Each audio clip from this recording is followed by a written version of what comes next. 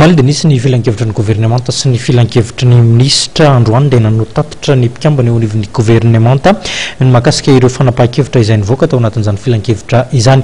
Ny mahakasika ny famarotana tany-panjakana no isan'ny nivohitra tao anatin'ity filan-kevitra ity.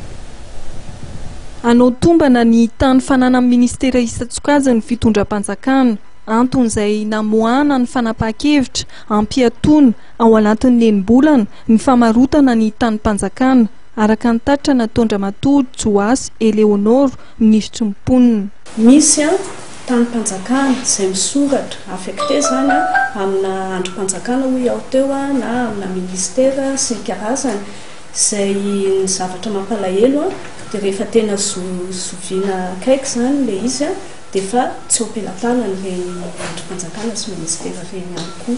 Ka izay koa zany ny olana anankiray lehibe izay tsy maintsy ametrahana fanaraha-maso mba ahafahana manapa-kevitra kasika ny hoe ahoana ny nahatonga an'izany, ahoana ny isorohana an'izany satria tsy azo andeferana ny fanaovana tsirambina ny fitantanana ny tany-panjakana.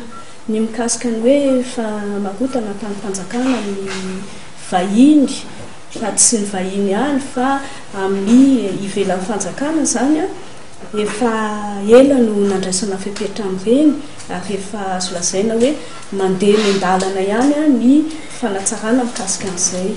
Fa eto anatin'ny fitondram-panjakana mihitsy koa zany no misy olana izay tsy maintsy tomorina akaiky satria ny mpiasa-panjakana betsaka amin'izy ireo dia tsy manaraka ny fepetra izay napetraka. Misy ministera mbola tsy nahavita ny fanoratana amin'ny tany izay nomena azy amin'ny anarany. Misy ihany koa ny tany efa misoratra amin'ny ministera nefa tsy ampelantanany reny ministera reny intsony dia miteraka tsy fetesana eo amin'ny fitantanana ny fananam-panjakana izay zavatra izay.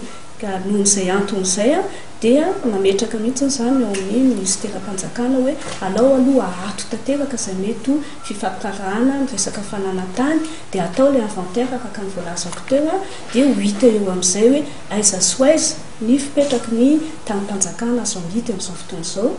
Eo amin'ny tontolo fandraharana indray maromaro ny fanapahan-kevitra niraisina tao anaty filan-kevitry ny ministra Omaly. Ao anatin'izany ny fanamboarana volavolan-dalàna momba ny varotra amin'ny alalan'ny tranokala na ny transaction électronique. Izay indrindra no ampiantona azy domaine privé de l'État moa resantsika eto ary ianao no mametraka hoe ny vahiny foana mahazo azy no tianay apetraka fotsiny zany dia mazava tsara hoe tsy tokony atao amin'ny tsara-dalàna ny fanaovana an'ireny transaction maro isan-karazany ireny. Nofoanana ihany koa mipetra-bola amin'ny fananganana orinasa Sarl. Teo ihany koa ny famoahana ny didy fampiarana momba ny zone franche.